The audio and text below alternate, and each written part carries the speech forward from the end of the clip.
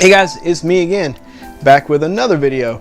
And you know, I've never been a fan of making top 10 lists. I always like watching them. I don't know why I don't like doing them, but I guess it's because I don't trust my own opinion. It's weird.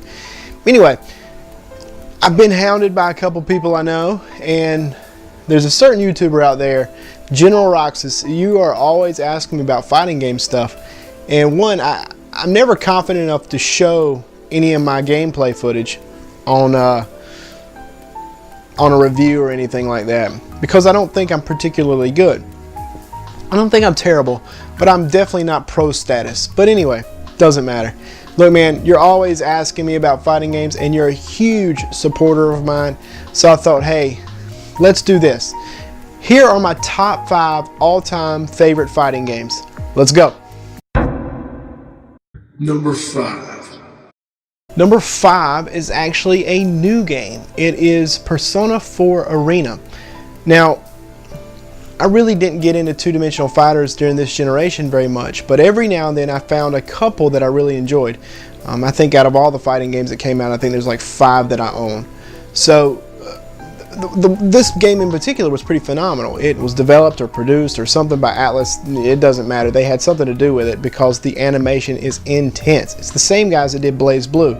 So you know that these sprites are going to be just crazy, and it looks like you're playing an anime movie. I've not played through the story mode because I haven't finished Persona 4, and I've been told that if you play through the story mode, it ruins the game for you. So I've played at the arcade mode and had quite a bit of fun. Hopefully I'll get a chance to go in there and play a little bit more of it. A great thing about this game is it's a pretty good game that you can just pick up and play and just have a good time in and of itself. But if you devote some time to it and master it, you can really become a very technical fighter. So I love that. Number 4. Number 4 is Street Fighter Alpha 2. This is the first time I got to play as Akuma. Now, besides that, the sprites here changed significantly, in my opinion. The animation got smoother. There was way more animation in and of themselves, more frames, if you will, and it looked really, really, really good. But there was also that added flavor of Akuma. Now, you know, I'd always played as Ryu and as Ken, and when I finally got a chance to play as Akuma on this game, at least this is the first time I remember playing as him, I really realized I'd come home. Like he was everything about those guys I loved, but a little bit more to him. So, you know, even to this day, if I'm playing Street Fighter anything and Akuma's available, that's who I pick. So of course I choose that one for my number 4. Number 3. Now, for my number 3, I'm going to go with the Japanese title here because I'm niche like that. It's Samurai Spirits. You might know it better as Samurai Showdown. The thing is about this game is that if you didn't get a chance to get on a Street Fighter cab, or somebody else was on the Mortal Kombat cab and there was no other games in the arcade, at least in my hometown, we found ourselves on the Neo Geo playing Samurai Showdown. My brother and I played this game a lot. I mean a lot. We got good with pretty much most of the normal characters.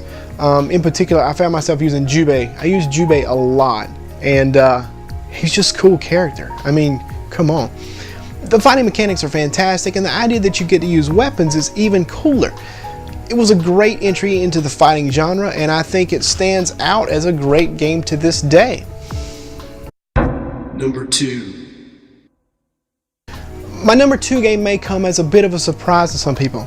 It's not Marvel vs. Capcom 1, 2, 3, it's none of those, but it is very tightly and closely related to those series. A lot of people would consider this the first in the saga, and that's X-Men Children of the Atom.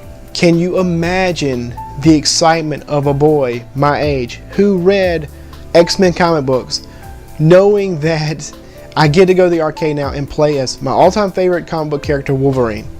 Are you kidding me? It was the greatest day ever, and to this day I still love throwing that into my Saturn and playing it. You know, the arcade version was fantastic, and if it was available and there wasn't a crowd of people in line, I was always on that cabinet. Number 1. My number 1 is actually a sequel, and I think everybody that knows me knows exactly what I'm about to say. This series of games has honestly shaped me as a gamer. When I was younger, I became completely obsessed with it. I wish I still had it. I had a notebook with all the special moves and stuff in it that I had made up myself. It was like my own personal strategy guide. I did that with a couple of games now that I think about it. It's crazy.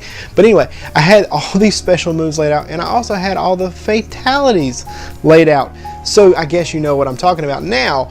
Mortal Kombat 2. Mortal Kombat 2 was fantastic, and it still stands head and shoulders above the other games. The graphics look great. The sound is intense. If you've ever played the arcade where someone has had the volume turned up really high on the speakers, you can feel it in your chest. It's awesome. It's great. You know, they took everything about the first game and they bumped it up and made it bigger.